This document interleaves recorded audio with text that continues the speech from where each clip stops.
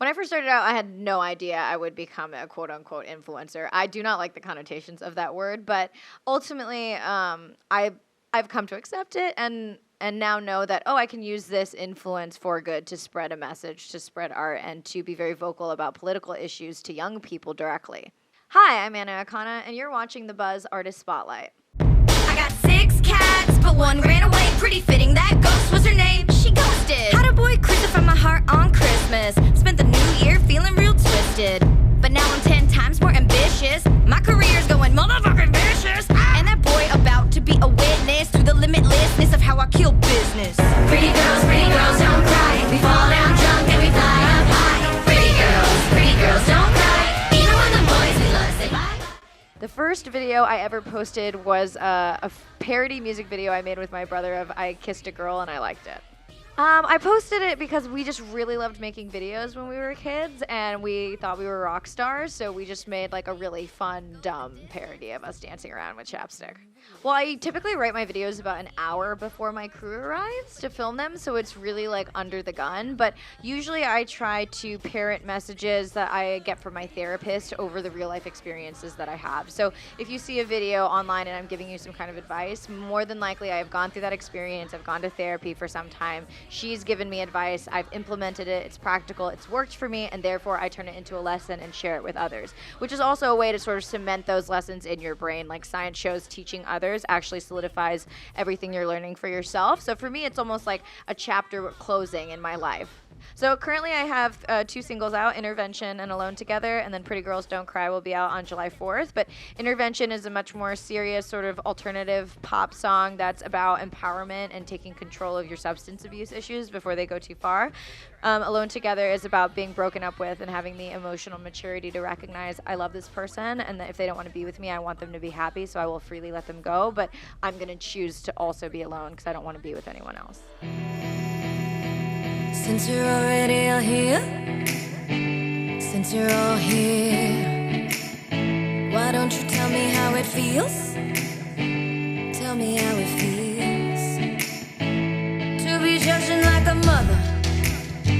Are you feeling high and mighty? Yeah. Don't touch me, no, don't touch me. You trying to save me, but I got me. Yeah, I don't need no intervention.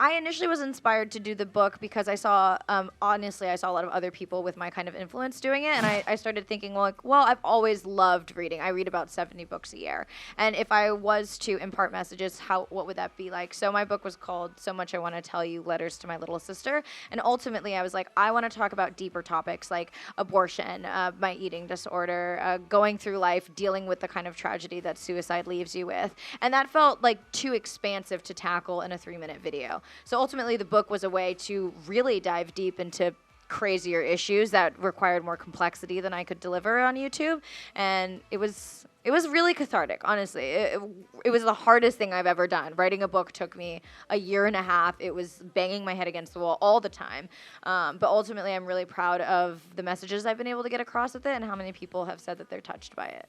I mean, it was hard, having to type out and relive, like, my sister's funeral or the hardest moments of my life, or, like, talking about abortion and wondering, oh, am I going to get pro-life hate for this? And also just writing stuff down in an entertaining, concisive, non-meandering way was really difficult, and writing is so much rewriting. You get sick and tired of reading your words over and over again.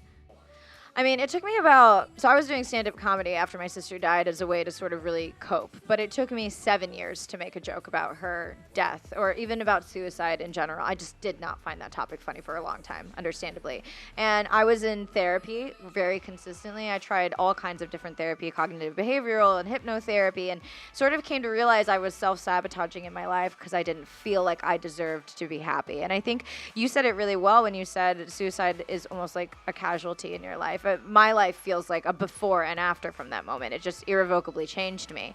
And I think the way I had to deal with it was facing it head on, because a lot of the first few years were just escapism, doing drugs, working a dead-end job, refusing to really confront it, just wanting some kind of mind-altering substance so that I didn't face the the fact that she was dead. And then once I got over that initial grieving period, it was time to like reconfigure this event in my life and how am I going to define myself moving forward, and is there any way I can transform it into something that's useful to me in the sense of giving me a purpose, giving me a cause to advocate for. And I mean, it never really goes away. It just kind of changes as you live life and you move on. But ultimately, I have been able to turn it into the best thing that has ever happened to me, on top of the worst thing that has ever happened to me. So, the other day, I skipped merrily up to my boyfriend and I asked him, "Hey babe, do you notice anything different?" Is it your... But I can't help it, like, if I do something, I want to know if you've noticed it. And it's not like I'm trying to trap you, but I am trying to test you. My first time on stage was 8 minutes long. I don't know why someone gave it so long, but I had so much fun. Everyone was my friend pretty much at the bar, and so I just had fun doing these terrible jokes, and I was so elated by the experience of it and the presence of it. I used to get such bad stage fright that I'd have to do push-ups to exhaustion backstage because I would shake so hard. But ultimately, every time I remember when I would walk on stage, I would think like, act like your sister. My sister was so fearless. She would do the talent show every year solo and dance on stage with like a choreographed thing that she came up with. She was so brave when it came to performance, and I was not. I was the kid who was asking my brother like, "Hey, can you ask the cashier lady where the bathroom is? I just don't want to talk to anyone." And so my persona has almost become like, what would your sister do? And every time I walk on stage, I imagine I have the bravery of Christina. I felt a huge responsibility to put out stuff that's impactful and meaningful since I was approached at the DMV by like this 16-year-old girl. So I'd made a video called "Please Don't Kill Yourself," hoping that people who were suicidal would find it. And in it, I sort of explained the aftermath of suicide. Like, if you take this action, this is what most likely is going to happen to your family and what it's done to me. And I remember this girl at the DMV came up to me and she was crying and she was like, "I just want you to know I was ready to kill myself." And I found that video and I realized, oh my God, I would devastate my brother. And even if I hate my parents right now, I would devastate my parents. And so I chose not to, and that was 2 years ago.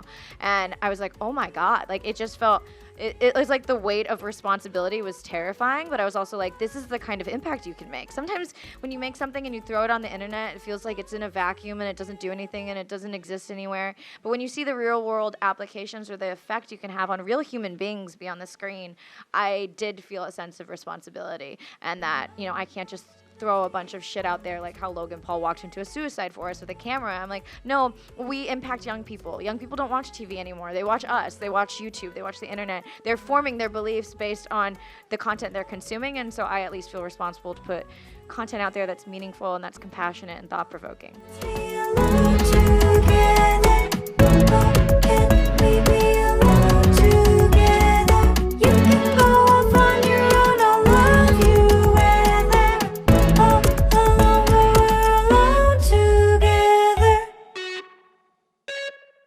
Hi, my name is Akana, and you've just been buzzed.